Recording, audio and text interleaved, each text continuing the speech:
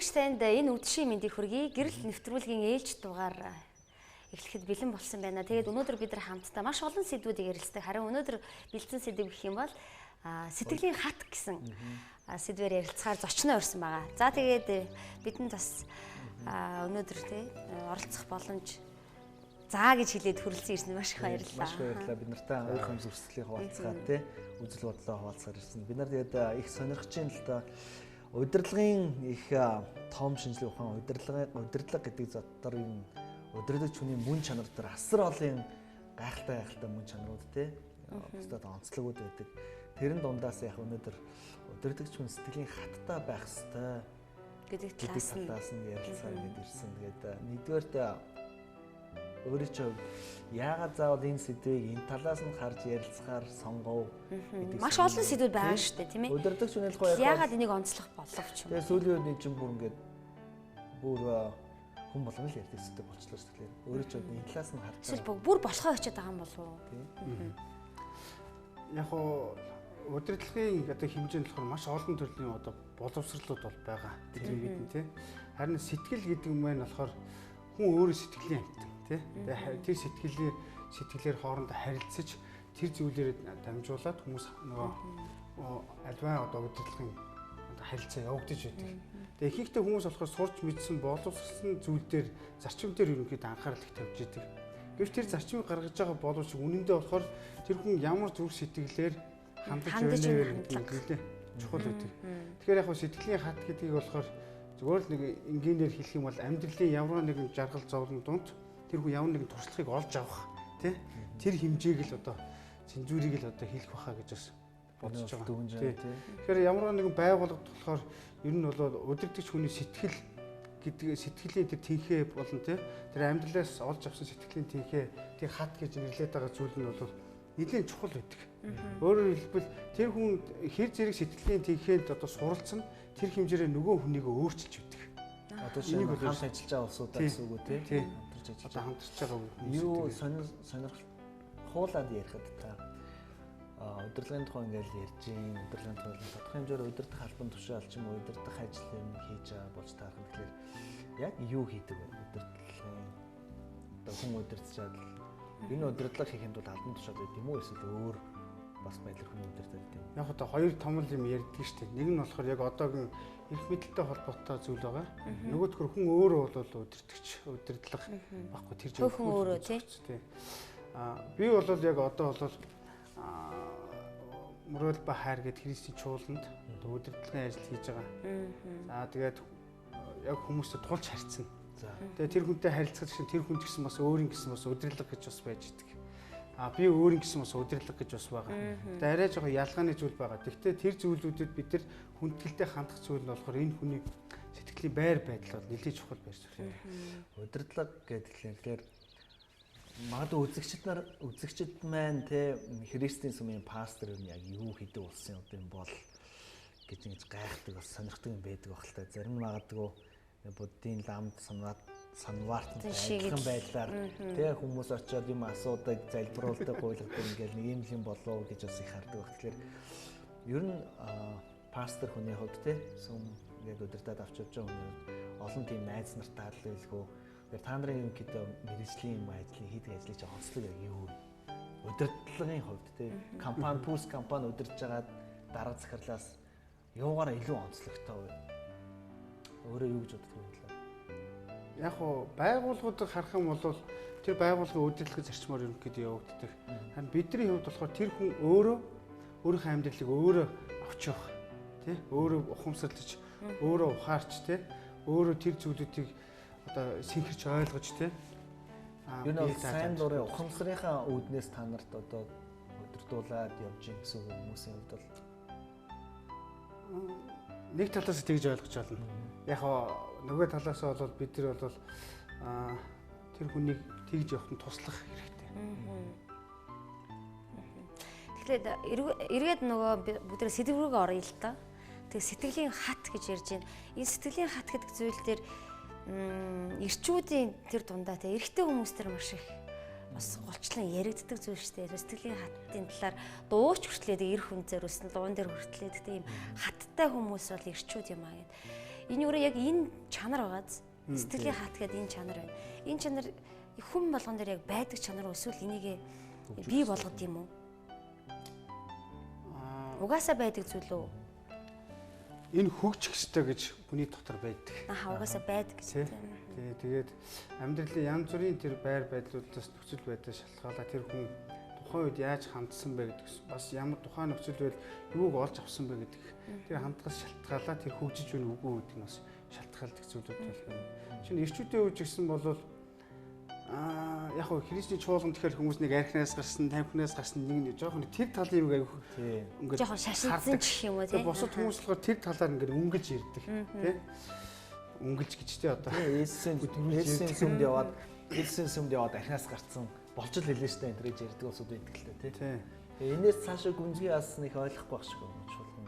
Сүм чуулган гэж христтэй. Жишээ нь бол манай чуулганд болохоор янз бүрийн одоо ирчүүд, ширжийн залуучууд ирж ер нь бол залуучуудыг ингээд харах юм бол яг надтай миний өнгөрсөн амьдрал туулсан тийм үү. Тийм залуучууд ирнэ. Бас би ерөөсөө тэр хүний амсаж үзээгөө тэр одоо үйл явдлыг шиг ингээд сонсох зүйлүүд бас байж байгаа. Тэр үед болохоор миний хувьд болохоор би юу энд өмнө надад юу тохиолдсон бэ? Тэ? Тэгээ би тэр үед яаж давж исэн бэ, тэ? Энэ асуудал би энэ хүнд яаж туслах вэ гэдэг. Тэ? Тэгвэл зарим хүмүүс бол яг хаа за одоо би гихтээ маргалдаан хийчлээ, тэ? Одоо ингээд дүүгээ зодчлаа ч юм уу, тэ? Эсвэл аав ээжийнх мөнгө хулгай хийчлээ ч юм уу, тэ? Тэр үед яах вэ гэдэг. Одоо тэгээ хүрээд ирдэг гэсэн үг тий. Хүрээд ирнэ. Одоо би яах вэ тий. Тэгэхээр яг хуу миний хувьд бол саяны одоо хөтлөгчийн хийснээр уурч сэтгэл гэж ярьж байгаа тийм үү. Бид нар бол ямар ч байсан бидний дотор тийм уурч сэтгэл угсаа байдаг. Тэр мэн очиж уушлах хэрэгтэй. Хэрвээ энд үе жишээ уушлах гуусан бол тэр хүний хувьд бол өөрөө мэдгүй гэж байна. Тэгвэл түүний дотор бол сэтгэлийн одоо тэр тэнхээ тэр өөрчлөлт гарч эхэлж байгаа. Харин дараа нь тэр хүн тэр асуулт тулгах юм бол тэр зүйлийг ухамсарлсан бол их ухамсарлснаас шалтгаалаад тэр хүн дахиж их үгүй гэдэг нь бас гарч эхэлдэг байна. Тийм нөлөөлдөг байна шүү. Тэгэхээр яагаад хүн одоо жишээ нь эцэгээс Монгол галцсан үедээ ч юм уу эсвэл тийм ингээд харилцааны асуудалд орцсон үедээ тэр тийм үедээ одоо амьдралдаа алдаа тийм бас тийм том алдаа биш ч гэсэн жижигхэн ч гэсэн тийм алдаа гарсан үедээ пастор дээр ч юм уу эсвэл сүмийн удирдлага дээр тэр юу тэднийг тэн дээр авчираад одоо өөр дээр чи авчираад байна. Яагаад тэгдэг юм бол? Жишээ нь бол одоо би одоо байгууллага удирж яах гэхэд манай байгууллагын хүмүүс над дээр ирж тэгээ би урт ингээд энэ тэгээд ийм юм хийчлээ энэ төр гэл ингээл ирэхгүй шүү дээ. Тэгээ тэр бол улс төрийн нам дотор ч гэсэн байдаггүй ах тиймэрхүү төрлийн удирдлагын те одоо бүтээцэх юм уу одоо тийм. Яг тэгвэл тэд нар бас итгэж чадахгүй байна те. Тэгэхээр яагаад танаас ингэж итгээд байна ч юм уу. Пасторуудад тэгж итгэж хүмүүс очт юм бол юунд вэ?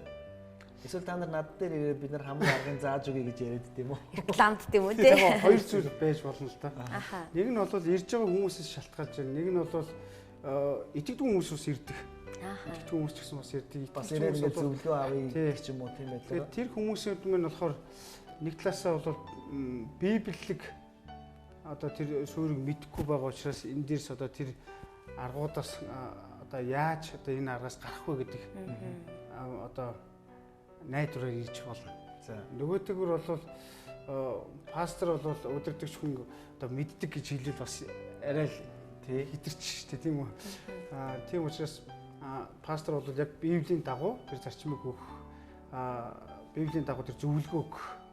За өөрөөр хэлбэл яг библи гэж ярьж байгаа нөхөр библи нь өөрөө бурхны үг гэдэг. Тэн дээр бол яг одоо шулуухан хэлэхэд бол бүх зүйл бүх асуудал байгаа. За би заримдаа хүмүүс бас хэлдэг та нар янз бүрийн одоо сэтгэлдээ эмчлэхтэй ямар нэгэн гимших өөрчлөгдөх гайхамшигтай зүйлүүдийг олох амжилтанд хүрэх мөнгөтэй болох ядруулаас чөлөөлөх гээд олон номнуудыг уншиж болно. Гэхдээ библи бол тэрний тасархай. Дэлхийд байгаа бүх номны тасархай. Ерөөсөө бүх номыг нийлүүлсэн чинь библийн тасархай гэж. Тэгэхээр библийн зэрэгт хэмжиж байгаа нь харин их юм шүү гэж хэлдэг байхгүй.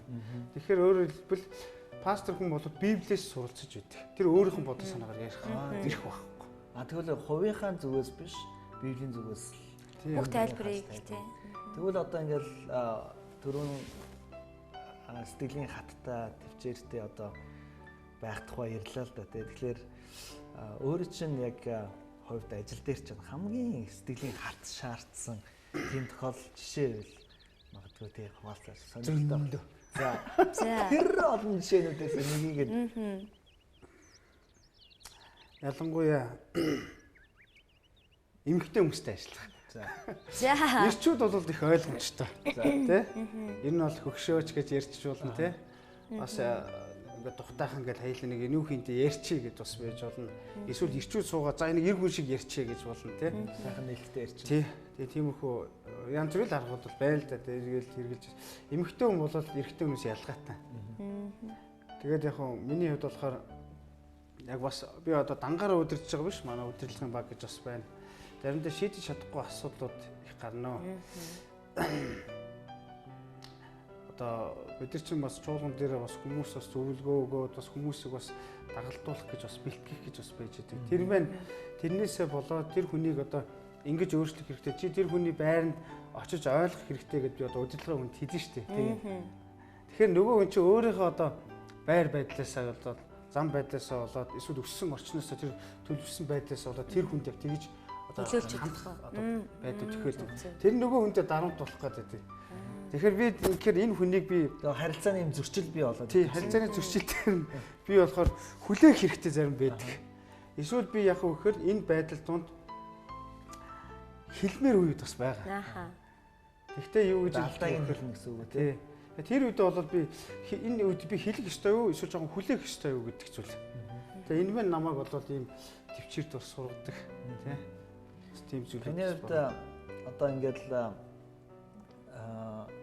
маш их хүний амьдрал тохиолдож байгаа маш тийм хүнд зовлон сонсоод сэтгэл эмтрээ тэрэн дээр ингээд сэтгэлийн хөдөлгөөнөөрөө ч юм уу тий өрөвч сэтгэлээсээ ингээд янз бүр юм амлцдаг энэ төр гэсэн тийм тохиолдол гарч ирсэн. Одоо ингээд пастор хүн дээр ингээд хүмүүс юм ярьдсан бол аль зовлонгоо хамгийн их зүгэл ярьдаг л байх л та. Тэгээ тэр үед бүрсгэл уяраад өвдөөд ингээд тэгээд бас яадаг чи одоо нийтлээсээ сэтгэлийн хат гаргаагүй энэ төр тийм тохиолдол байдаг л байна. Байлгүй яхаа. 2 жилийн өмнө. За. Нэг шоронгоос нэг залуу гээд гараад 17 жил шоронд суугаад тэгээд гарч ирээд ажил хөдөлмөр хийжсэн. Тэгээд яг орцонд амьдраад тэгээ гэр бүлтэй болоод тэгээ сүүлдээ хүүхэдтэй болоод орцондоо юу? Тий. Тэгээд эмэгтэйтэй суугаад өөрөөсөө настай хүнтэй суусан л та. Тэгээд тэрнээс одоо гарах хэрэгтэй болсон. Яг гэвэл хүүхдтэй болоод тэр нь дагуур хүүхдтэй бас үнтэй суусан. Тэгээд маш их өрөвдөд нэг найзынхаа гэрийг аваад ирсэн. За. Тэгээ манай чуулганы нэг залуу хашаандаа тэгвэл буулгах чигээд тэгээд ханаа ингээд энийг үлдээ яагаад яванда газар аваад тэгээд ингээд амьдраараа. Тий. Тэгсэн чинь бид нар очиод бүр хүүтэн өдөр бүр шүнжэнгөө ингээд гэрэн барьж өгөөд. Тэгээд 2-7 хоног ингээд нэг 7 хоног нэг эргэж очисон. Дараагийн 7 хоног нь мөргөлдөө ирээгүй. Цуглаанд ирээгүй алга болцсон гайхаад. Тэгээ утсан чи утсаа авдгүй. Тэгээ яваад гэрлэн очиж гэр мэн байхгүй болчихсон. За. Зарцсан. Яана. Би амьдралдаа ингээд амар хүнд үлдээ орсон байхгүй. Шоконд орсон. Ингээд хамт те ингээд үеих байхгүй. Тэгээд ч хүүхдийн тэрэл хоол янз бүр юм авч өгөөл тэгээд ч залбирч өгөөл хамтдаа ингээд зовлонгийн сонсоод сэтгэлийн хуваалцаа төвчин тэгээд тий айл болох тэгж ойрцсон байхгүй. Тэгсэн чинь гэр ингээд хов осон болчихсон чи бүр ингээд өөрөөсөө шоконд орчих тэр гэрээ бүр ингээд өөртөө ингэж өгсөн юм уу эсвэл төр хэрэглүүлж явах айл нь тэр газар ч гэсэн тэгэл тийчгээр алхсан. Тэгээ би өөрөөсөө юу хэлэхээ мэдэхгүй. Хүнд одоо нөгөө гэрний хүндээ юу гэж хэлэх вэ? Гэрний өрөнд орсон шүү дээ. Тэст маш хүнд байсан. Яг би өөрөө ч гэсэн бас багтаа бол бас янз бүрийн бас зовлон донд бас өссөн хүн л дээ. Тэгээд бас тийм амьдралд дууссан гэж бас яг тэр хүний төвшөнд нэг бас жоохон ойлгоно. Яг яагаад ийм зүйл болсон бэ гэдэг. Тэгээд яаж иж байгаа газар нь олоод яагаад ингэсэн юм бэ гэх. Тэгээ миний одоо дотор хүн бол айл гэж надад цохиж аваад одоо яа тий. Эсвэл даамтч аваад одоо иш явъя гэсэн юм байна. Тий. Тэгээ яг яваад очиж удирдах хүний тэр зангал харуулж талтай тий. Тэгсэн чинь тэгээд маш их ингэ дотор ингэ давуулсан. Миний эргэн тойрны одоо хүмүүс бол намайг өстэй Үнэхээр амар уралдсан байгаа л гэж. үнэхээр монхог юм хэлээ дээ л гэсэн. Намайг л Гаднаас харахтаа тий. тийм хүнд яах гэж гэрээ өгч байгаа. Итгэвдээ юм уу тий. Яах гэж гэрээ өгдөө та одоо хүний гэрэг аваад өгсөн шүү дээ тий. Тэгээ байжсэн чи яг тэрэндээ давхцаад уцтаад кидий суужсэн чи нөгөө гэрээ авах гээд уцсаж идэг. За. гэдэг бай. Тэгээд яах гэж одоо гэрээ зарсан бэ гэж. Тэгсэн чи тэрнийх нэг юм мөнгө нэг дэлгүүрээс ингээд зээлсээр нилээд өрөнд орчихсон байна л да. Тэгээд тэрийг ингээд өөр юм тавиад ингээд ламбарднаас ав заваал ингээд надад нэг баахан нэг Өрөнд үлгэр шиг юм яриад байсан. Тэгэл цалингийн зээл мэйл гэж ерөөсөө янз бүр юм авцсан. Тэгээд бүр аргаа бараад ингэч юм ахаа гэх. Тэгээд би гарахтаа юу гэж хэлсэн юм бэ гэхээр ямар ч байсан цуглаандаа яваарай. Би тэгээд залбирая гэж хэлсэн. Тэгээд залбираад ингээд хүлээж авчин гэсэн үг цаад. Тэгээд би авъя гэдэг юу авах вэ тэр хүнээс? Харин тэр хүнд би уур сэтгэл гарах хэрэгтэй гэж бодоод. Тэгээд хүмүүс уучлна гэдэгчтэй гэж бодож л байсан баг. Тэгээд би нэлээ удаа хугацаанд залбирсан. Айгу гүн гэдэг байл шоконд орсон амьдралтай. Тийм гэд. Тэгээд гэр байхгүй болчихор чинь алдарсан баг. тий. Одоо ингээд одоо хитээ байхгүй болцсон гэсэн үг байхгүй. Аюугүй сэтгэл ингээд орон зайгаар аюугүй ингээд аваа ич өмөрөөд бүр. Тэгээд ирэхгүй байсан байхгүй. Хүмүүсээс хичээд. Тэгээ би дараа нь гэрт нь очиод эзэн өмнө залбираад би уучлаад үзье. Тэ уучлах хэрэгтэй гэсэн. Тэгээ би гэрт нь очиж би та нарыг уучлсан. Та нар одоо энэ хүмүүсээс хичих хэрэггүй. Надаас авсан шүү дээ, тий. Тэгээ учраас миний уучлалыг хүлээж аваад ирээрээ гэд. Тэгээ ирээгүй л дээ. Одоо ч ирээгүй байгаа. Гэхдээ байг тааралцдаг. Тэгээ хизээ нэг цагт ирэх баха гэж бас боддог. Миний уучлалыг бүрэн ойлгоод ирэх баха гэж. Харин миний одоо 90 тойрны хүмүүс бол тэр нэгэн жил нэг эвгүй болсон. Эвгүй болсон гэдэг. Гэтэ эн чинь ингээд ажиглахад удирдахч нөгөө сэтгэлийн хаттай байна гэдэг. Тэгсэн чинь нөгөө сэтгэл хөдлөлтөөр зарим үед нөгөө юмыг нэг шийдэх юм асуудал гарч ирчээд байдаг шүү дээ. За энэ талаар өдөр нэг хэсэг хормын дараа завсарлаад ярилцъя. Тэгэхээр гэрэл нэвтрүүлгийг үргэлжилж байгаа. Тэгээ бид өнөөдөр удирдахч хүний тэр болгон яригадаад байдаг нэг сэдвээр ярьж байгаа. Түүний сэтгэлийн хат. Ажлаад тууштай ууч сэтгэлээр хандах тухай бид ярьж байгаа шүү. Тэгээд таныг би хэсэг хормын дараа ярилцлага үргэлжлүүлэх нь бидэнтэй хамт байгаа гэж урьж байна.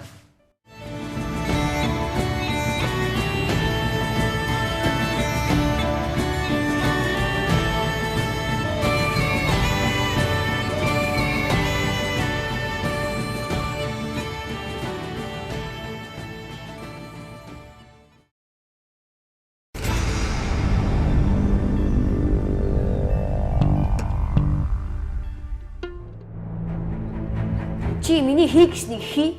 Тэгээ миний болох гэснийг болох хэвээр бараг нөгөө далсан газар далд орж гэдэг үг шиг байх га. Тэгээ нөгөө эцэг хүүхдийн хооронд юм зөрчил гарч ирдэг штеп. Хүүхэд таны орхиод гэртээ орхиод гарсан зүйлээс хүмүүжигддэг гэж тийм ээ.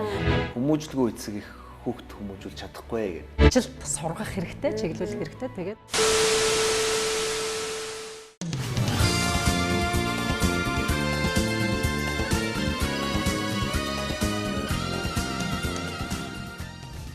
Гэрэл нэвтрүүлэг үргэлжилж байна. Бүгдээрээ хамт удирдахч хүний сэтгэлийн хаттай байх тухай тэр мөн чанарын тухай ярилцж байгаа байлаа. Тэгээд өөрхөн бас их сонирхолтой өөртөө тохиолдсон энгийн нэг жишээнүүдээс хуваалцсан их баярлалаа. Тэгээд түрүүн нөгөө асуужсэн асуултаа би үргэлжлүүлж болох уу? Тэгээд тэр юу байсан бэ гэхээр би сэтгэлийн ууч зан тий сэтгэлийн хат ууч хоёрыг бол нэгтгэж яриад байгаа шүү дээ тий. Тэгсэн би сэтгэлийн хөдлөлөөрөө шийдчихлээ. Энэ тохиолдолд тэгвэл яах вэ? Би сэтгэлийн хатгүй байна гэсэн үг үү? Тэр үед одоо чинь удирдахч хүний нэг цохоод авцсан ч юм уу те. Сайн нэг амсуулаад өгсөн байгаа үед бол хүн өөрөө чинь их буруутгахгүй л байх байсан байх. Тий. Гэхдээ хараа ингэсэн байхгүй юу? Анх тэр хүн туслая гэж бодоод тусалчдаг. Гэтэл тэр шийдвэр маань явандаа ингээд үр дүнгийг харах юм бол өө би сэтгэлийн хөдлөлөөр бас шийдсэн юм шиг байна гэж харахаар. Тий, би түрүүн бас ихэнтэй хэлсэн нөгөө туршлага гэж тухайн хүнд амьдралд өгсөн. Магадгүй дараа ийм зүйл хийх юм бол нэлээд нухацтай ханддаг хэлээ. Тий, сэтгэл хөдлөлөө өөрөө бид нэр авсан туршлага дээр үндэслээд магадгүй хий нэг үнэхээр туйлдаа үрцэн хүн үрж ирээд надаас гуйж магадгүй би үр яах чаргагүй юм болчлаа гэдэг. Тэгвэл би тэр хүний талаар маш сайн бодох хэрэгтэй гэсэн үг тийм. Бодож үзэж байгаа шийдвэр гаргах тий. Тий. Үүнхэн дөгөө сэтгэл хөдлөл гэж магадгүй. Аха. Тэгээ яг би Өрөв сэтгэл гэдэг бас нэг асуудал гарч ирнэ л дээ тий. би бол юу гэж бодож байвал бас хүмүүс хамаагүй тий ялангуяа өдөртөгч хамаагүй бас сэтгэлээ хатууруулаад сэтгэлийн хаттай нэг чинь хатуу сэтгэлтэй гэсэн үг бас биш л байна. Тий. Тий хүнийг өрөвдөг, хайрладаг бас өөрийгөө оронд нь ингээд тавиад бодцдог ийм сэтгэл бол заавал ялангуяа хамж шиг тий пастор хүмүүсийн хувьд бол хүмүүс янз бүрийн амьдралыг сонсдог, үйлчлдэг хүмүүсийн хувьд бол байх ёстой зүйл болов уу гэж бодож байна. Гэхдээ байн хууртад байх гэсэн бас санжинд биш үү? Мэдээж хэрэг хууртна гэсэн үг чинь шал өөр шүү дээ тий. Харин гэхдээ сая ингээд харах юм бол сэтгэл хөдлөлөөрөө ингээд шийдчихлээ шүү дээ. Тэгээд сэтгэлийн хаттай байна гэдэг чинь нэг талаараа за тийм ээж болно. Чиний хэлдгээр нөгөө талаараа ч гэсэн бас эн чинь дандаа л ингээл шууд цаашаас асууж байна. Та тэгвэл одоо хүнд итгэхгүй, хүнд ингээл муу сандаг болсон нь одоо энэ үеийн явдлаас эсвэл хүнийг хайрладаг тий бас яг тэр хүнийг өрөвдсөн шиг өрөвддөг хിവэрээ юу. Тэрийг зөв шууд асуучихвал зочин байнаас хариулж болно гэж бодож байна. Одоо тэгж бас бодож болохгүй л дээ. Тий? Сэтгэлийн хат гэхээр жоохон өөр талаасаа жоохон ойлгох гэдэг. Энд чинь бас ингээд альва нэг зан чанараар болно тий. Хүний сэтгэлийн тэр төлөвшил чинь өөрөө бус зүйлүүдтэй хамааралтай байдаг учраас тэр зүйлүүдээр хамгийн гол нь энэ хүн ямар дүгнэлт ухамсар авч байна гэдэг нь бол чухал та. Ер нь саний зүйл тий одоо 2 жилийн өмнө юм тохиолдод үзэхэд би ч юм зөв юм жоо хүн буруу юм хийж авах хүн болдог ч юм уу энэ пастор мастер хийхээ энэ гэж бодогдгоо. Тэр үед үү? Үгүй хүн болгонд ингээд одоо нэг талаасаа элэг бариулаад ч юм уу эсвэл тий нэг талаасаа ингээд сайхан сэтгэл рүүгээ ус цацуулаад ингээд явхад тийм сайхан санагдахгүй л ахaltaа тэгээд юм боли юм гэж бодогдохгүй нөө. Яг гоо тэр үед болохоор би хүмүүсээс уушлах байсан. Өөрөө? Тий. Удирдлагын хүмүүсээс ийм зүйл хийсэн дуучлаарэ. Тэгээ надад ч гэсэн бас хүнд байна. Би ийм байдалд орно ч гэж бас бодоогүй. Тийм учраас уушлах байсан. Тэгээд ийм зүйлүүд маань ч гэсэн бас тэр хэмжээгээр л намайгс одоо сэтгэл хөдлөлтэй сургаж байгаа. Тийм шүү дээ. Өмнөхд нөгөө туршлага маань эргээд дараа чи үйлдэл хийхэд маань тий. Туршлага. Жишээ нь ийм байгаа байхгүй юу? Зарим хүмүүс болохоор одоо би тэр асуудалтай бол учирсан шүү дээ тий. Харин зарим хүмүүс бол энэ асуудалтай учраагүй учраас энэ аюу өөр ялгаатай байгаа. Тэгээд би бол магадгүй би энэ хүн одоо туслах хэрэгтэй байна гэж шийдвэр гаргачлаа. Харин энэ хүн бол үгүй туслахгүй гэж шийдвэр гаргачлаа. Харин миний хувьд болохоор энэ хүний талаар илүү мэдээж харах байдал өөр байгаа байхгүй. Энэ хүний хувьд болохоор үзээгүй учраас яаж байгаа юм? Өөр байдаг. Хүлээж авах байдал. Ондоо байдаг. Нөгөө л гараа хугалж үзээгүй хүн гараа хугалсан үний зовлон ойлгодгоо гэж ярьдагтай л адилхан байна. Би зүгээр юу ч харж байгаа бол ингэж бодож байна. За яг жинхэнэ тэ удирдлагч хүний сэтгэлийн хаттай байх ёстой гэдэг тэр мөн чанар нь тэ хүнд итгэхгүй дэх болно биш. Иймэрхүү байдлаар тэ урам хугарах үе тохиолдох үед тэ за би өргөжлүүлэх үгүй юу гэдэг өргөжлүүлье тэ өргөжлүүлийн ажлаа хийгээ явъя өргөжлүүлэх хүмүүстэй үйлчлээд явъя гэдэг энэ шийдвэрт хүрэгдэг зан нь юм уу мөн чанар нь юм уу гэж ойлгож байна л да. Тий. Энэ мөн чанар байхгүй хүн бол шууд бууж өгнө шүү дээ одоо тий за болоо. Одоо ийм байгаа шүү дээ. Хүн зөв зүйлийн төлөө одоо өөрт нь бол таалагдахгүй гэж болно. Тэгэхээр тийшээгээ ингээ сэтгэлээ зориулах урагшлуулах түлхэх хэрэгтэй. Харин буруу зүйл гэсэн мөртлөө тэр нь өөрийнх нь одоо хувь хүндээ бол ашигтай юм шигтэй эсвэл ингээ таалагдмаар ч юм уу тааламжтай ч юм уу капитализм зүйл байсан ч гэсэн буруу гэж байгаа тэндээс яаж байгаа сэтгэлээ татах. Энэ зүйл суралцах тэр нь одоо процесс л гэж ойлгож байна. Надад бас юу гэж бодогдож байгаа гэвэл орчин үед яг хүмүүс аягүйх удирдлага гэдэг зүйлийг юм урдаа тавьсан зорилготой аягүйх холбож ийн л доо тий. Тэр зорилгондоо хүрэхийн тулд бууж өгөхгүй шантаршгүй энэ төр яваараа энэ төр гэл тий. Хувь хүн өөрийнхөө хувийнхаа өмнө тавьсан ба хувийн зорилгын төлөө шантрахгүй тууштай явах нэг хэрэг баг уу тэр яа бол өөрийнх нь амьдрал хувь тавиланттай холбоотой учраас харин бусдын төлөө, бусдын итгэлийн үнэмшлийн төлөө, бусдын зан чанар тий зөв сонголт хийж амьдрахын төлөө өөрийгөө зориулж явхад бол бас их сэтгэлийн хат шаардах болов тэр бол илүү их хат шаардах болов гэж бодож байна. Энэ талаасаа тас юу гэж боддог вэ? Тийм санаалыг заримдаа намайг хөндлөнгөөс харж байгаа хүн бол яа харахгүй одоо энэ хүнд бол үйлчлэх хэрэгтэй гэж харж иж болох юм. Тэр хүн бусад хүмүүсийг харуул яг үйлчлэг авахаас аргагүй байж болно. Харин миний хувьд бол энэ хүн бол би үйлчлэхгүй гэж хэлж болно. Тэ? Харин тэр хэмжээгээр би магадгүй дарамт те бас одоо эвгүй байдлыг хүлээж авч болно. Энэ бол тэр туршлага гэж хэлээд байгаа зүйл л те. Тэр хэмжээгээр хүн чинь өөрийнхөө хэм хэмжээг бас мэднэ. Тэ? Би энэ хэмж хүрч чадах тусалж чадахгүй хинт тусалж чадахгүй гэдгийг бас бодгол өстэй болцоо. Тэгэхээр яг сэтгэлийн хад сэтгэлийн хийгээтэй бай гэдгийг болохоор нэлээд жоохон тийм фронт маягийн зүйл те. Тэгж ойлгоод ах шиг байна л да. Би энэ бол маш олон тийм өргөн бас хүрээтэй л гэж бас задлж бас харах хэрэгтэй гэж уян хатан байдал гэж бас хэлэх хэрэгтэй. Нөгөө л төрөний хэлдэг тууштай байдал тий. Байх хэрэгтэй. За. Тэгээд нэвтрүүлгийн маань цаг ерөнхийдөө ингээ өндөрлж ийн л да. Тэгээд сүүлийн хормыг зочиндоо үлдээдэг. Өөрөө тий бас тууштай ялангуяа сэтгэлийн хаттай байх байдлын тухай бид нэр сайн ярьлаа. Базаа гэхэд ерөнхийдөө юу хэлчмээр байна.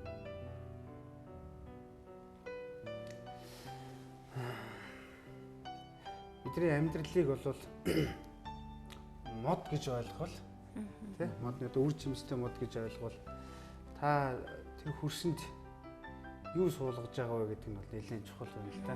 Тэр нь бол амьдралын янз бүрийн тэр нөхцөл байдлаас ирж байгаа хандлагуудад та суралцах нь бол тэр үр жимс юм аа л гэж хэлмээр юм. Тийм учраас энэ хэмжээгээр хүмүүс сэтгэлийн амтны шүү. Тэгээ бус хүмүүсийн сэтгэлийг тэгээ маш сайн хүндэж ойлгож бас өөрийнхөө сэтгэлд бас хүндэтгэлтэй хандах энэ байр суурь бол сэтгэлийн тэнхээ болон сэтгэлийн хат юм аа л гэж хэлмээр. За маш их баярлалаа. Маш их баярлалаа танд. За. За энэ хүрээд гэрэл нэвтрүүлэг маань өндөрлөж байна. Бид нар хамтдаа өнөөдөр сэтгэлийн хат гэсэн сэдвээр ярилцлаа.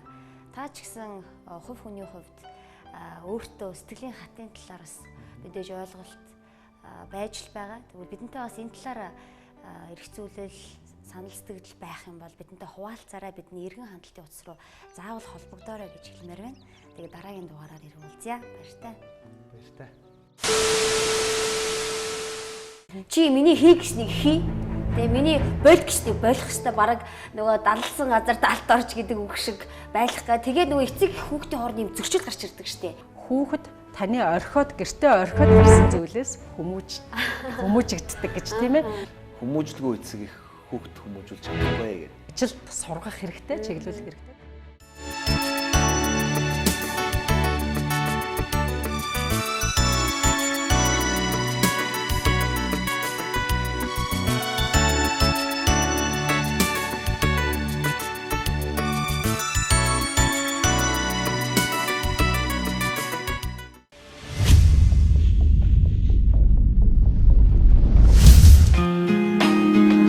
Түүний нэрийг дуудсан болгон аврагдана гэж Библи хэлдэг. Энд хамтаа байгаа үзэгчдэд баярлалаа. Хэсэг хугацааны